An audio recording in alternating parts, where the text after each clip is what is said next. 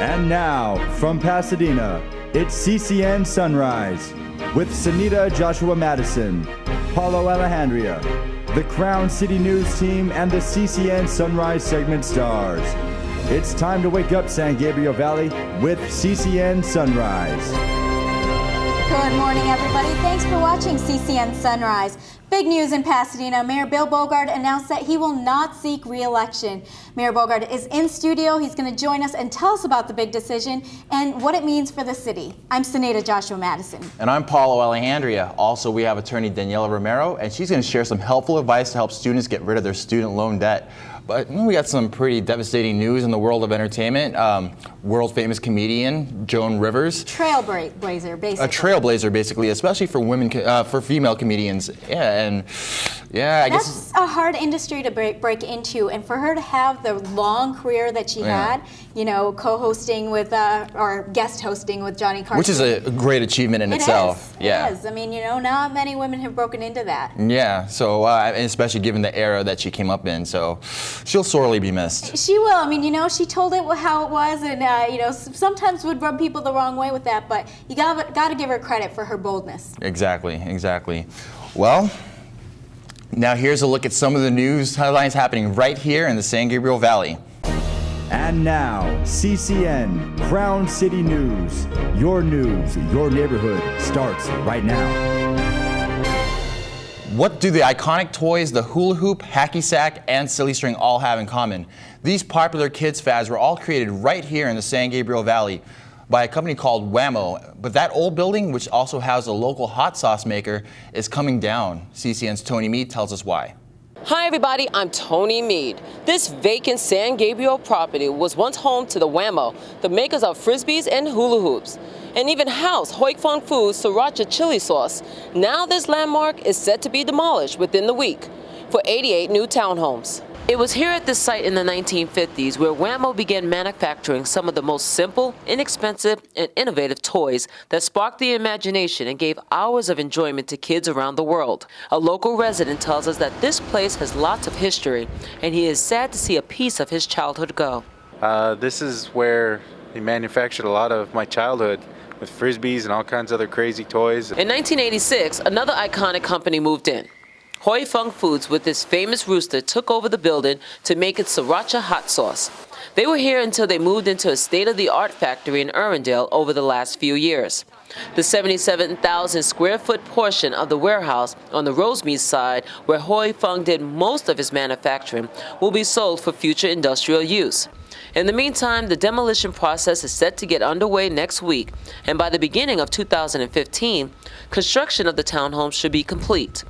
It will be one of the largest new home projects in the San Gabriel Valley by developers at the Olson Company. They also plan to implement future opportunity projects in the surrounding areas of the townhomes. The city is looking forward to the new development of townhomes in the community, but they have one condition for the developer. They must create something that symbolizes Wham-o, whether a statue or a plaque, to sit in the housing area. In San Gabriel Valley, Tony Mead, CCN. Some school teachers from Shanghai, China had the chance to check out the San Gabriel Valley recently. They wanted to see how local businesses here in the U.S. operate. Administrators from the East San Gabriel Valley Regional Occupational Program invited the guests to hear from local business owners and executives on a panel at the program's West Covina headquarters. Our very own Tammy Devine was asked to be a part of the panel. She told them all about Crown City News and the TV skills students received through the International Media Training Center. Other panelists included workers from Wells Fargo Bank, an Arcadia Realtor, and Chamber of Commerce member, and members of the West Covina Business Association. ROP staff members say this was a great opportunity for both businesses and for guests from China. We have visitors who are here from Shanghai Commercial School to learn some tips on business, finance, and accounting. The most important, impressive part that I have experienced here is how to branch out and networking with a business, because we prepare our kids to find a job, to teach a course in the classroom, but also we have to help them to grow, become a responsible citizen. Now it's time for the Morning Buzz. Paulo, the big story coming out is just the tragic beheading of Stephen Sola. You know, it's really horrible. I mean, these are acts of war basically happening. And I don't know if we're giving the right response for this. I mean, what's interesting here is what everybody's kind of looking at is what is the president going to do? Are we going to handle this threat and go into Syria? I mean, a lot of his pundits are saying he's kind of skirting the issue. Like he says he's going to deprive and eliminate. I mean, I'm paraphrasing, of course, but he did use strong words like that. And then he backtracks and says, no, we're going to manage the threat. So it's very unclear what's going on. And to use words like we have no strategy, how do you put that out there? I don't understand that. And maybe Joe Biden needs to be the one talking for the president at this point, because at least I trust when something horrific like this happens, when Joe Biden's saying, we're going to follow them to the gates of hell, versus we're going to downgrade and destroy or degrade and destroy them. I mean, yeah, those are the exact words. It doesn't give me confidence. Well, I mean, and I just kind of wonder, what is the strategy here? I mean, is he trying to play it safe? I don't know. What people want is a resolution, because this ISIS threat, I mean, I don't mind saying it's scary. Well, honestly, the thing is, though, I think where I will acknowledge the fact is there's no real answer here. We did try to go in and rescue these journalists, and they were gone. So the fact of people are just like, let's go bomb. Well, what are we bombing? What is this? So I understand the no strategy, but maybe we need better words for it. From what I understand, Syria is their safe haven. I mean, and I guess your casual observer will tell you, well, this is where you need to attack the threat. I understand, but they're not the country. It's a limited group within the country. So how do we attack this? It's a question that will unfold as time goes on. Absolutely. Yeah. And our next story, it's bad times for data security out there. We have both Home Depot had a major security breach. Months went on where there were hackers collecting credit card information. Speaking of hackers, just the iPhone debacle with the iCloud and all those. And recently with Target accounts. over the holidays. Yeah, what's scary to me is some experts are saying there is no real way large corporations can protect your information or your identity. It's, and that's not really reassuring, especially if you're a consumer. Well, I feel okay about the credit cards, because right now, they do, with Target, if there was any problem, they took care of it. So the consumer was protected there. What really scares me is about these iCloud accounts, because, so many of the banks are putting their information on iCloud accounts, and, Apple has really told us, trust us, there's nothing that could go wrong. And then you have these photos, a lot of people are like, oh, those celebrities shouldn't have taken the nude photos. But really, that's besides the point. I don't care if it was my dog out there. If that's my picture and it's on my phone, the fact that someone could hack it is troubling. And not to make light of the situation, but if anything or anybody knows your secrets, it's your phone. Exactly. Your world is on there. Right. I mean, we're walking around and we're tethered to these things, absolutely. So I don't feel secure, and they keep trying to move us to this iCloud system, and I'm not buying it. Right. I mean, and they're enlisting the help of the Secret Service to find a way to safeguard, but from what I understand, there is no true way to safeguard. You could just minimize whatever risk that can happen. Yeah, Apple's saying, oh, well, we're going to put in double security where you have double passwords that you have to put in, but that's not going to solve the problem. Scary world we live in. It really is. Well, that's it for the buzz. After 16 years as mayor, Bill Bogaard announced that he will not seek re-election for another term. Mayor Bogaard joins us to tell us about his decision and what's next for him when we come back.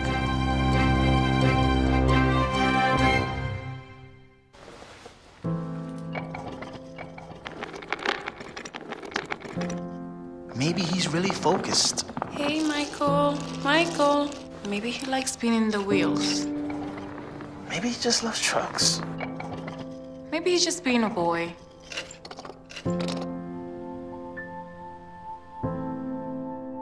Preoccupation with objects is one early sign of autism. Learn the others today. The sooner it's diagnosed, the better. And now, CCN Crown City News. Your neighborhood starts right now.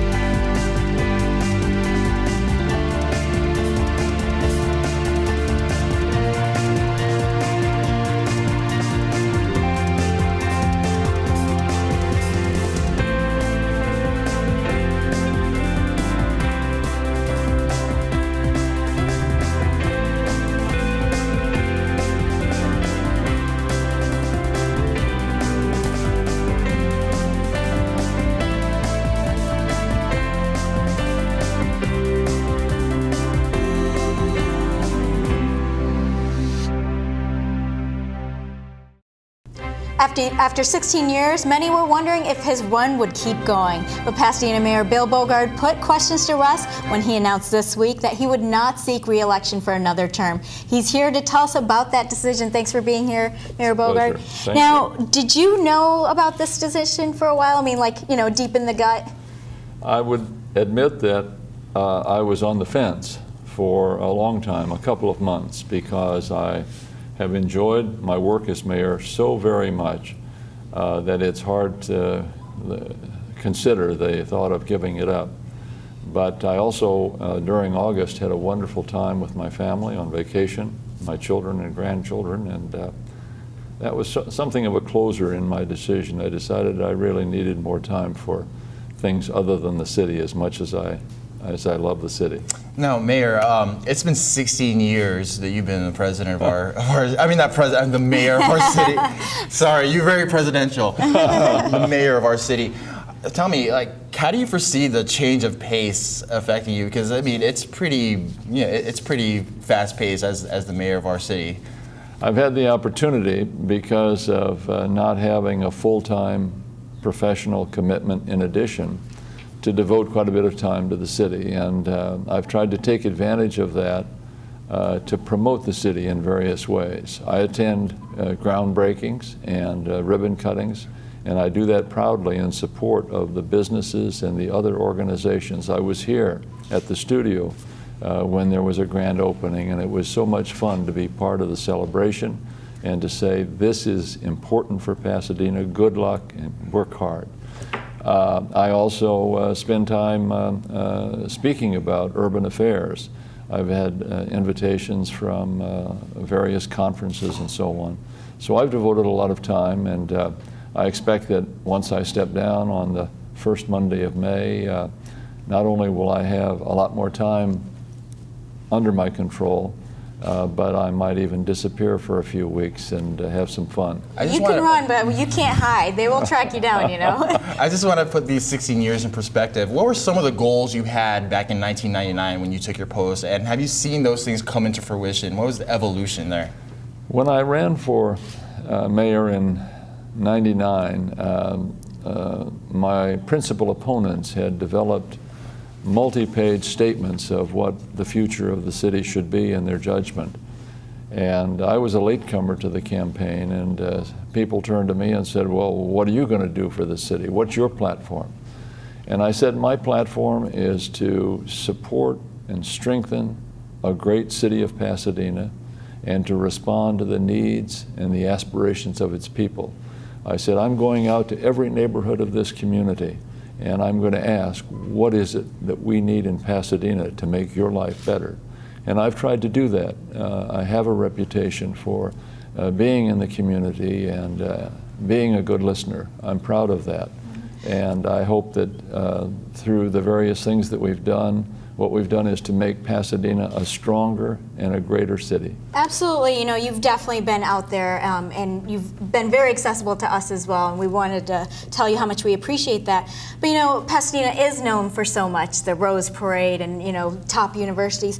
But some argue, you know, there's people on the north side that sometimes feel like they're two different cities. I know you've been out there and talking to different groups, but do you get that sense? Did you ever feel like you were leading two different cities? There's no question but that Pasadena has significant population segments that are in need. They need better jobs, they need better homes, they need better public education. That's part of Pasadena, although it's not recognized by lots of people from outside. They think of the Tournament of Roses, the Rose Parade on January 1 is all of Pasadena. So yes, and some of the trends nationally in our economy, the increasing disparity between lower income persons' income and high income individuals who are successful, that plays into Pasadena as a tale of two cities. And we simply have to continue to work very hard to respond to the needs of people by strengthening our economy, increasing jobs, providing access to health services and to public education. Now, there's been a lot of controversy with, you know, just the the Kendrick McDade officer-involved shooting, and a lot of people in the city calling for civilian oversight. And there's been a lot of call for that, but they're basically being told, no, it's covered. How do you respond to that controversy of civilian oversight? I've studied other communities that have adopted civilian oversight, and almost always it emerges from a scandal or a management mistake. Many times it emerges from federal oversight when the federal authorities move in on a police department. In Pasadena, there have been no serious and established criticisms of the city's operation. The question is the chief, is the department responsive to the questions and the concerns that come up from the community? And I think time and again the police chief has shown that he's willing to listen to the community and modify the way things are done at City Hall. So I'm one who doesn't believe that there has been a demonstrated need for additional civilian oversight. Mayor, I just wanted to ask you in closing, they say every great administration is defined by an event or a particular struggle. How would you like your tenure to be remembered? Well, as I mentioned, I want to be remembered as someone who supported Pasadena and made it a better community. But on the specifics, I'm proud of the reconstruction of City Hall, of the improvements that we've made to the Rose Bowl. Okay. Well, Mayor, I do want to thank you again because you have been very accessible to us. You've always made it a point to come to events, to answer any of our questions, and we do hope that the next mayor gives the same kind of accessibility that you have. They hopefully won't feel the same without you. Thank you very much. I'm so proud of my relationships in the city, including with this important studio, and I hope that in some way, and that's meaningful to both of us, that will continue. All right, well, thanks so much, and thanks for getting up so early with us. All right. All right, for seniors needing to downsize, deciding to leave a family home is never easy. Neither is cleaning it out and getting it ready for sale. Segment stars Mary Winters and Lee Cuellar are up next to talk about the ups and downs of downsizing for seniors. I think someone at my friend's school has this thing called autism. My friend's brother's son has autism. My neighbor's son has autism. My son has autism. Autism is getting closer to home. Today, 1 in 68 children is diagnosed with autism. That's about a 30% increase in 2 years. Learn more at autismspeaks.org/signs. If you drive buzzed, it could cost you around $10,000. You'll face major legal fees, major fines, and steep insurance penalties. You could lose everything. Buzzed, busted, and broke, because buzz driving is drunk. After raising their families and creating memories in their home, many seniors have a hard time downsizing. CCN segment stars Mary Winters and Lee Cuellar join forces to tell us how seniors can survive the process. Most people want to live in their home forever, but sometimes it can become a very daunting situation. It can actually become unsafe. Lee and I met with Angie and Bob Miller. Angie's 84 and Bob is 87. And he suffered a recent stroke, which has made it very difficult for him to access the second story of their home, which is where their master bedroom is. So we sat down and looked at the options and talked through some things, and they decided really the best option for them would be to move to a senior community. So we talked about the area they wanted to move, what their budget might be, and what their physical and emotional needs may be in that community. So we wanted to take a step back and look at how big this house situation is with them being there for 40 years. They had quite an accumulation of items. And what you really want to do is once you know, we knew where they were moving, but what do we do with the house now? So you want to use a realtor who has a special designation in working with seniors. So that's where Lee came in. That's right, Mary. And Bob and Angie had 40 years of belongings in that house. And generally, we'll sit down with the family and we'll divide all of those belongings into 3 different categories: what you want to keep, what you want to sell, and what you want to give away. And there are generally, locally, there are plenty of auction companies. People do garage sales, yard sales, things like that. And once the home is empty, we give it a thorough cleaning and we make any necessary repairs. If there's a budget, we'll paint the house inside and out. Once the house is sparkling clean and freshly painted, we'll stage the property with new furniture. We'll have it professionally photographed and get it ready to sell. The thing that was great about Bob and Angie's home too is that they had it paid off. So this is a wonderful asset, a wonderful means in which they can pay for their care for the future as well. So that was able to be part of their budget. And you really want to make sure you get the most for your dollar so that you can stretch that for yourself personally. Absolutely right. And we work every day to get our clients the most money in the least amount of time possible. Sehnita and Paulo, back to you. Thanks for that, guys. I know for my family, the hardest part is going to be cleaning out that house. I mean, it sounds easy to set up the estate sale, but we're hoarders, so. Feelings mutual on this end. Football season is underway, and CCN's sports reporter, Solomon Curvin, is hitting the field. He talks to Rosemead Panther head coach Mark Paramo to preview the season, and we have Dr. Michelle Meyer talking about the rise in autism rates in her Family to Family segment next.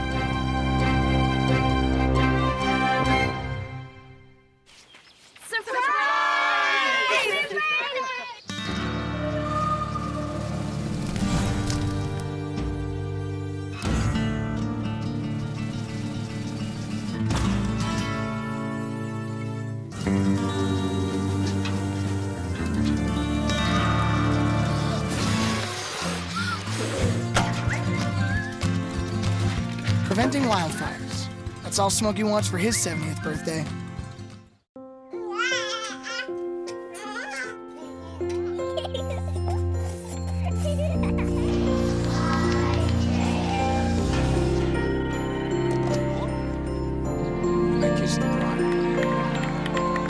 A full life measured in seats starts with the right ones early on. Car crashes are a leading killer of children 1 to 13. Learn how to prevent deaths and injuries by using the right car seat for your child's age and size. Autism rates are on the rise. Dr. Michelle Meyer joins us now to tell us what's behind the numbers. This is scary stuff, Dr. Michelle. Yes, it's very scary.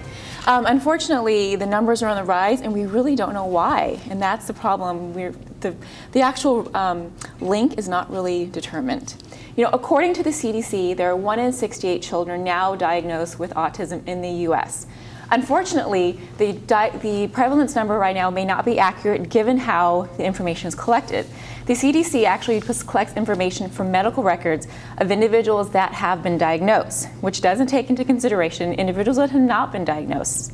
And the other problem that is growing out is that diagnostic criteria has changed. So now individuals that were once diagnosed with an autism spectrum disorder are no longer diagnosed, which means they are no longer receiving services and funding, which really impacts schools, home, and parents.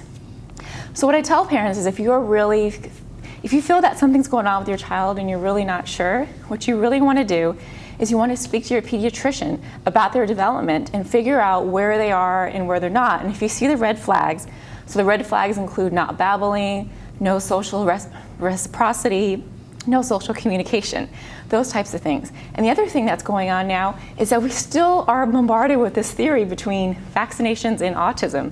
And we know that it's not true. But unfortunately, due to celebrities and continued parent concern, a lot of parents are still not vaccinating their children.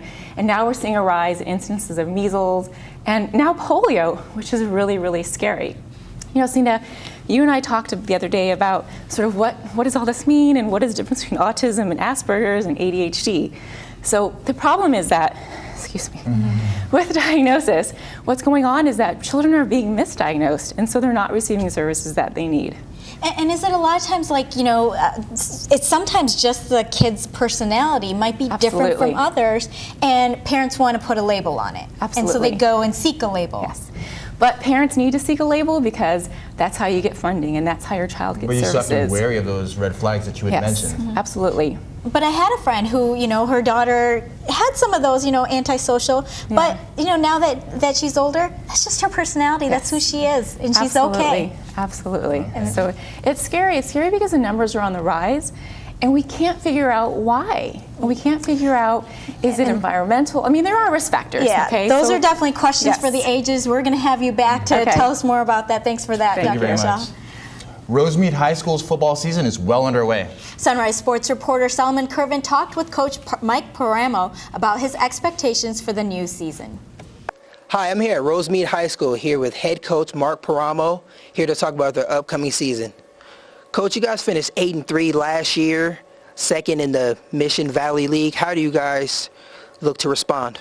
Well, we got a veteran group back, so I think there's a lot of expectations, and we have the players to make some noise, so, I mean, we should have a successful season. You guys returned a stellar defense from last year with a bunch of newcomers. How will those newcomers help you with your improvements?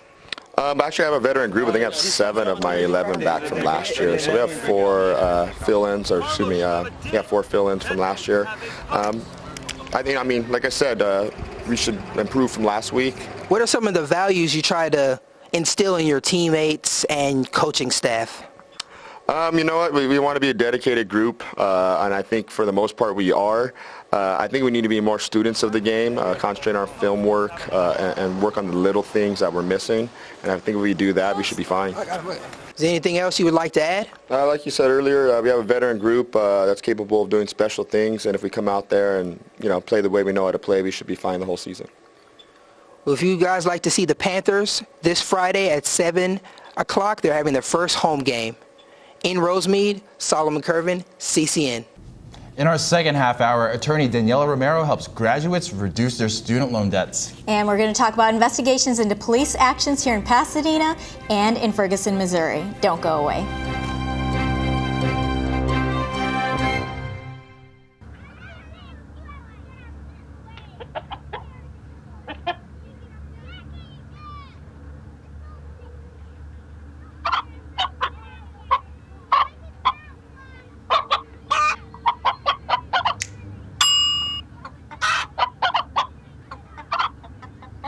Separate raw meats from other foods by using different cutting boards. 3,000 Americans will die from food poisoning this year. Keep your family safer. Check your steps at foodsafety.gov.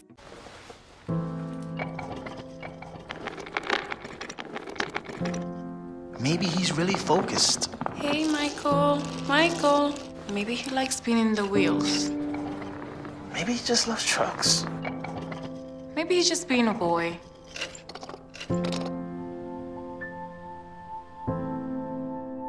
Preoccupation with objects is one early sign of autism. Learn the others today. The sooner it's diagnosed, the better.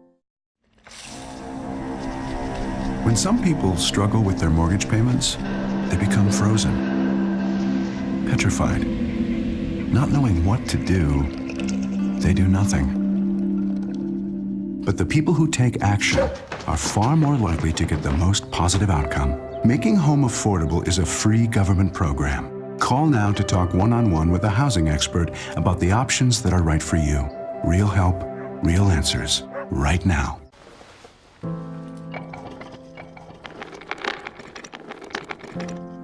Maybe he's really focused. Hey, Michael. Michael.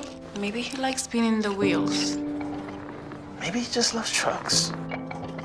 Maybe he's just being a boy.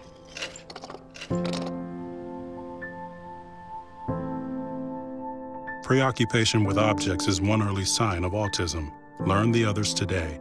The sooner it's diagnosed, the better.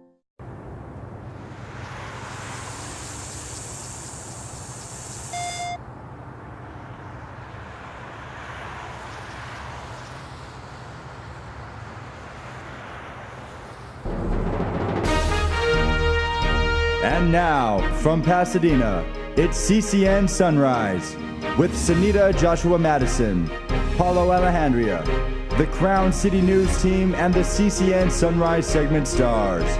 It's time to wake up, San Gabriel Valley, with CCN Sunrise. We're back with our second half hour of CCN Sunrise. I'm Sehnita Joshua Mattison. And I'm Paulo, Alejandria. Well, I don't know, Sehnita, about your wedding, if you had any celebrity gate crashers, but... It's just me. Just you, exactly. Just me, I was there. But this is actually pretty cool.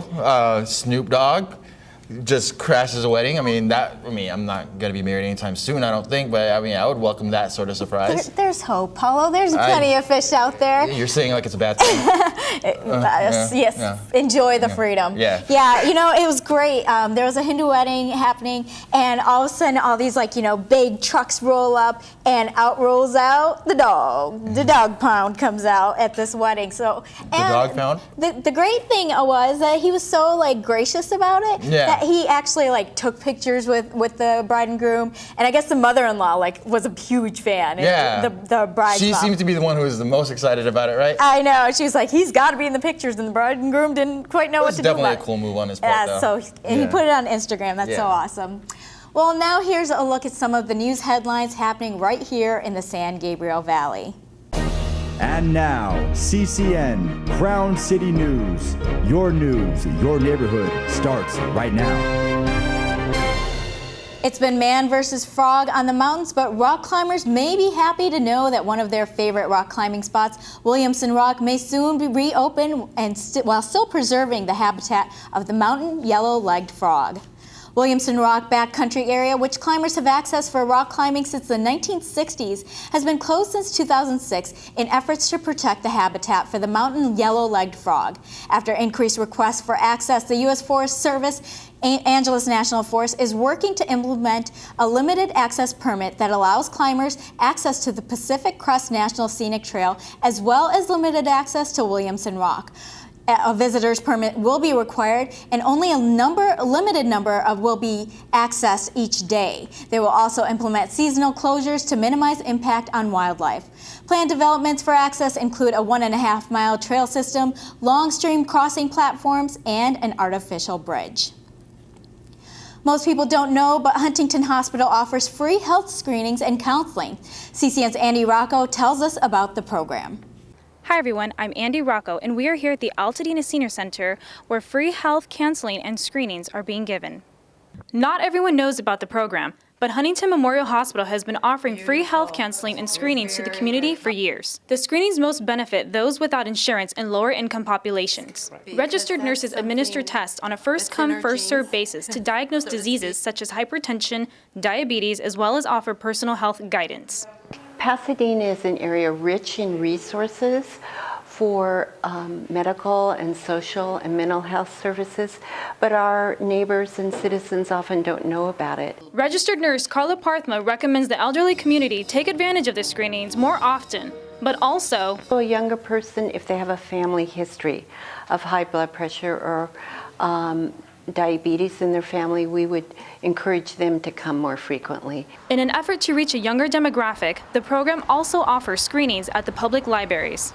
We've added the libraries because we thought we're missing some of the younger population who maybe are what we call working poor, where they're working 2 jobs but they don't have health insurance. Carla Parthma says Huntington Memorial Hospital is a nonprofit organization that focuses on helping individuals who are in need. We have a flyer, and that's available at all our screening sites, and we also have a website, www.huntingtoncommunityoutreach.com.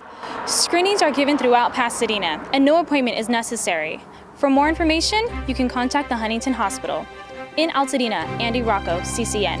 It's time for the buzz again, and we're talking about 2 different instances where 2 different cities of officer-involved shootings of unarmed black men and the investigations into the police actions. So, obviously, we have the situation in Ferguson, Missouri, and now the Department of Justice is going to launch a review of just the conduct and what's been, if everything was done within the parameters of the law. Well, you have these communities where they're majority African American cities, and then the police force is predominantly all white. In Ferguson, it's I think 50 out of the 53 officers are all white in this predominantly African American community. You have to know that's not a good idea. This is an obvious disparity, but can't you make a case that maybe African Americans aren't trying to join the police force? you know, when you have that kind of disparity, I'm not sure if that's the answer. And when you have the community, the way they've reacted to the situation, I think that's the thing that people don't understand, that, you know, a lot of people on the other side are like, oh, you know, you've got Al Sharpton out there and, you know, he's the one who's spurring all these riots. But that's a genuine reaction from the community. And if the police force, if their only reaction is to come in with force and not come in with, you know, community building, and I know they have tried. I know that that's one of the efforts they took, but they've got to have an overhaul at this point. Well, and it seems like, you know, a lot of people are echoing your sentiments, and the Department of Justice under Mr. Holder has already launched 34 of these independent investigations into various departments around the country, which is unprecedented. Yeah, and you know, I will say that we can look at Los Angeles alone. I mean, there have been great strides made in the way that the LAPD is looked at this point. So there is hope, because we were in bad shape for quite a long time. Right. Well, let's bring the focus closer to home. A story that I actually covered pretty extensively back in 2012, the Kendrick McDade shooting. Now, this is interesting. So the independent review is really, I mean, has been ordered by a judge to be locked to the public. And I know a lot of people, especially, you know, people in the community, are wondering, well, why is this? You know, it just, again, it's one of those things which it doesn't build the trust. I feel like, you know, even if there was a situation, you know, obviously the officers have been cleared, which, you know, without the background information as to what led to the clearings and all of that, it doesn't make you feel good about what's in that report. And it could be, you know, people could back their report, Well, but we the don't official know. word is that there's sensitive information, personal information related to the parties that were involved that the public should not know. Okay, well, let's just deal with those small sections. Why does the whole report have to be blocked? I don't understand that part. There is an edit button, isn't there? You can definitely, or You know, the block those out. redacting, let's get the Sharpie out, and just, you know, that can be understandable. We don't know what you know, officer information is on there, but to just, you know, just block the whole report. Now, there is a preliminary injunction to, on September 23rd in the court to, you know, see if this can be unblocked. But, you know, I know that Joe Brown had really talked, former president of the NAACP, had talked about this is when people need to be out there and be vocal. You know? I'm just wondering, I mean, it seems like everything's pretty much said and done. What good would it be to kind of put this out there? I mean, I'm wondering out loud, actually. Well, because people need to know what changes have been made, what changes were recommended, what changes need to be made, what is the police force doing with this. I know Chief Sanchez has been very clear that, you know, he will take the necessary steps for reform, but the public should be aware of this. And it just goes into what he always talks about with the community involvement. Absolutely. So we'll see what happens. But Daniela Romero is going to come up next to tell graduates how they can reduce their student loan debts. And a little later, the Mad Chef Dave Matthews gives back to the nuns of a downtown LA church. The next 30 seconds can save you a lot of money. Just do your laundry in cold and stick to full loads. Auto-sleep your computers.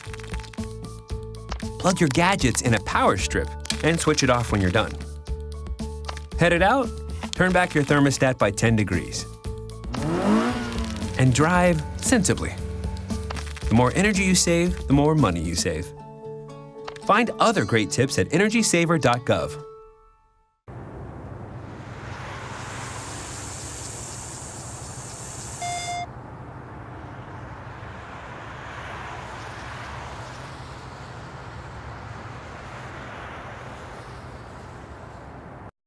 And now, CCN Crown City News. Your neighborhood starts right now.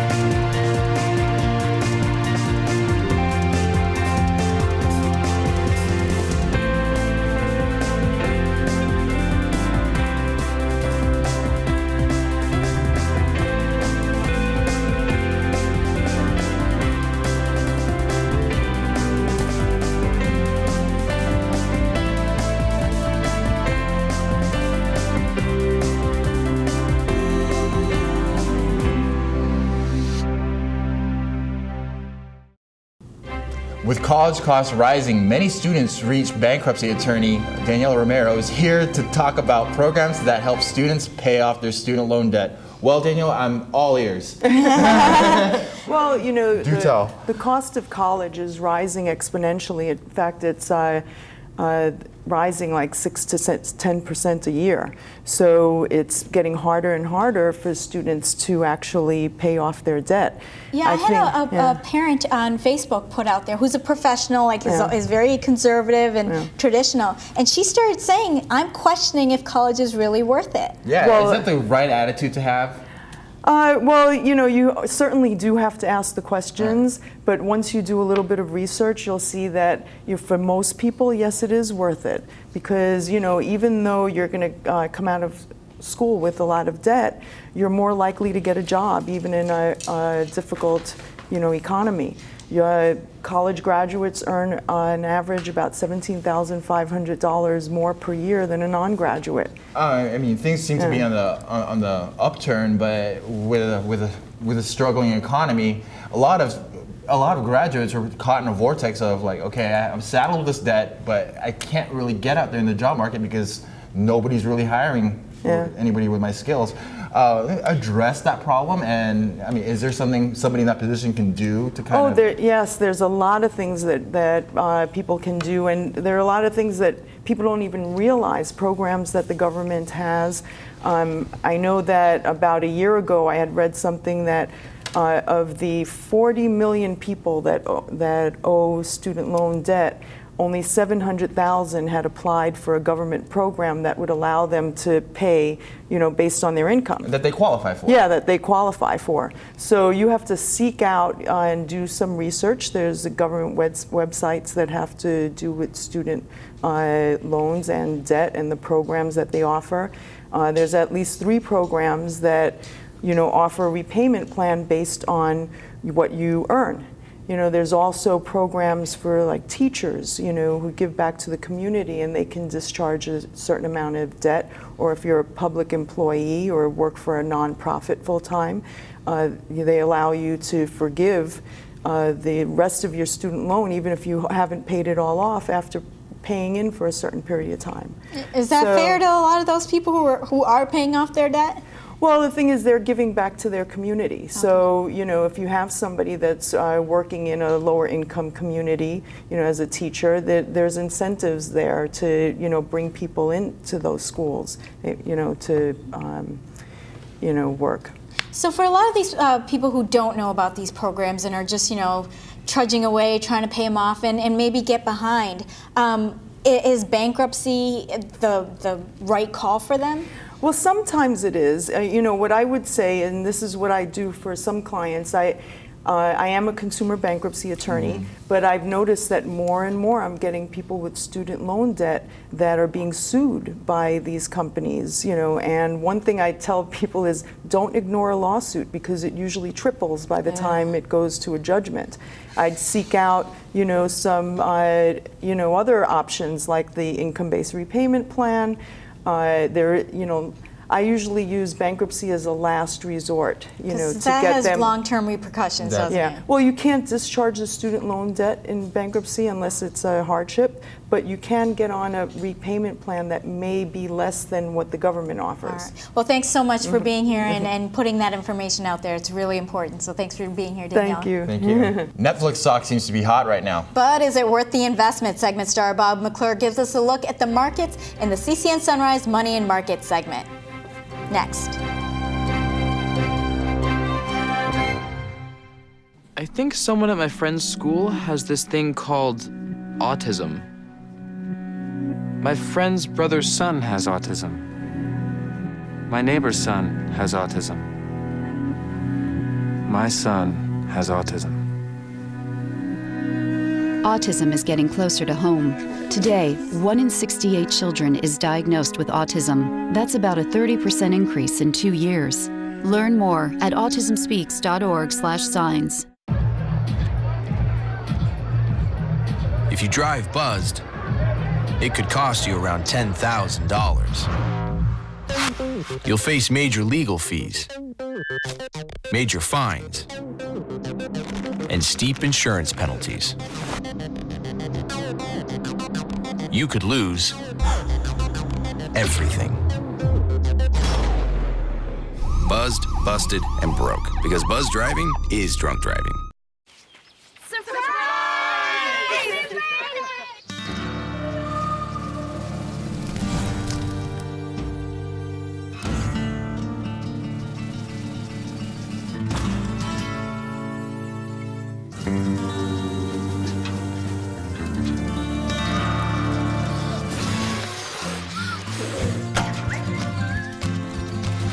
Preventing wildfires. That's all Smokey wants for his 70th birthday.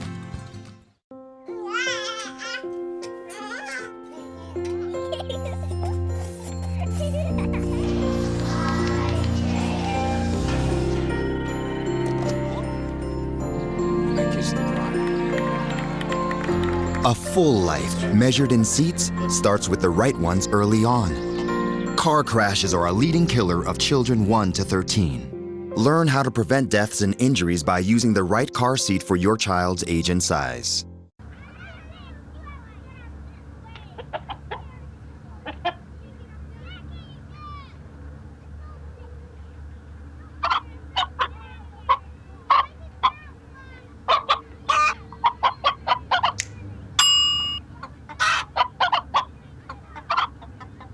Separate raw meats from other foods by using different cutting boards. 3,000 Americans will die from food poisoning this year. Keep your family safer. Check your steps at foodsafety.gov.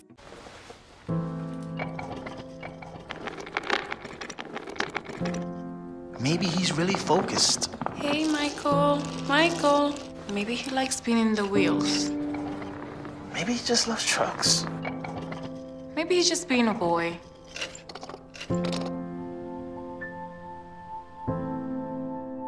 Preoccupation with objects is one early sign of autism. Learn the others today. The sooner it's diagnosed, the better. Stocks like Netflix are skyrocketing. Segment star Bob McClure is here to tell us if the stocks like that are worth their weight in gold. Skyrocketing is actually probably a very good way to describe stocks like Netflix because they can go through the roof and they can generate huge amount of profit, and they can also crash back to earth, leaving you with nothing. So far year to date, the S&P 500 is up a little over 8%. Netflix is up over 30%, more than 3 times as much. But the thing is, Netflix is a new company. It's not like they went into a new business at someone else or a business that was already established. They started a new industry entirely. Video streaming is not something that has been done heretofore and certainly hasn't been done profitably. What I'd like to do this morning is talk a little bit about the competitors that have sprung up to try and take some of that market share away from Netflix. And it's a very interesting thing because most of these competitors are really conglomerations of other companies. Let's look at one of them. You've probably gone to the grocery store and seen those green kiosks that are called Coinstar.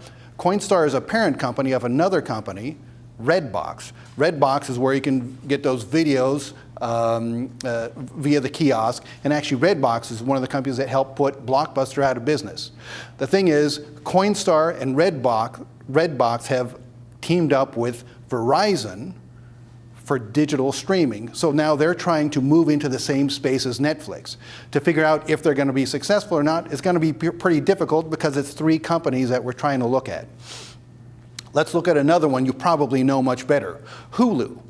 Hulu is actually the love child of Comcast, Disney, and News Corp. I've wanted to say that for the longest time.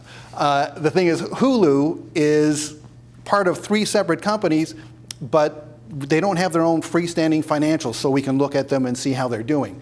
And also, Hulu focuses only on first-run TV shows as opposed to motion pictures. The third competitor for Netflix, Amazon. And Amazon.com we all know as online merchandise, but they also have gotten very big into video streaming and audio streaming. And so all 3 of these competitors for Netflix have little niche markets that they're trying to expand into, but so far there's no single freestanding competitor to Netflix. So while they've sold about $5 billion in revenue over the last year, it's still hard to tell what the company's really worth. Guys, back to you. Thanks, Bob. You know, it's like mostly my kid is watching Netflix these days. I can't. If they would only stream the entire James Bond collection, it'd exactly, be a lot happier. The Mad Chef Dave Matthews gives back to a group of women who are usually taking care of others. Find out what he cooked up for the nuns at a local downtown cathedral. Next in Taste of CCN.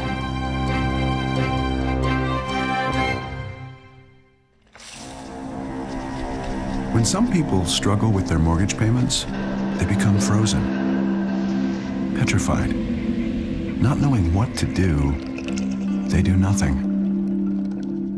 But the people who take action are far more likely to get the most positive outcome. Making home affordable is a free government program. Call now to talk one-on-one with a housing expert about the options that are right for you. Real help, real answers, right now.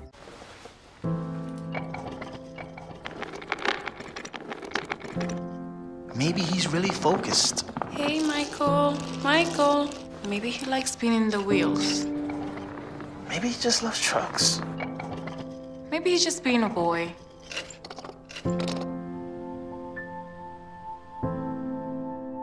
Preoccupation with objects is one early sign of autism. Learn the others today. The sooner it's diagnosed, the better.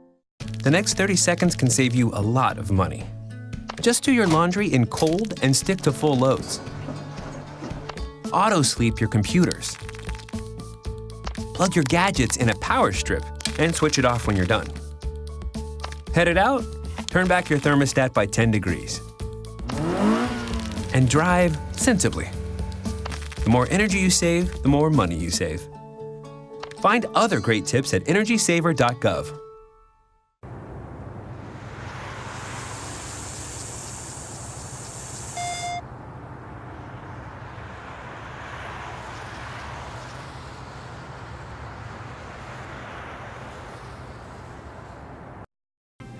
This week, the Mad Chef Dave Matthews has jetted off to Cleveland to hobnob with the doctors of a popular documentary, Forks Over Knives. But he left us with an interview he did with a group of women who are usually caring for others. He cooked up a sinfully delicious meal at a local cathedral. Hi, it's the Mad Chef, Dave Matthews here, and we are with the sisters today at Our Lady of the Cathedral down in downtown Los Angeles.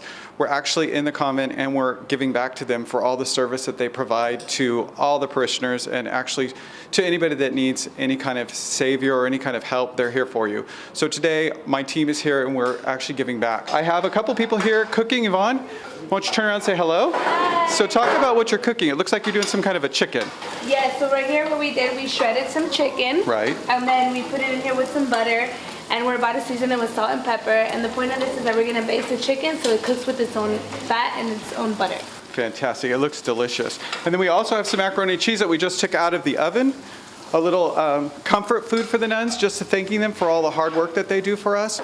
We've created a couple of different salads for them, which are already on the table. So we've created a couple of dishes for them today.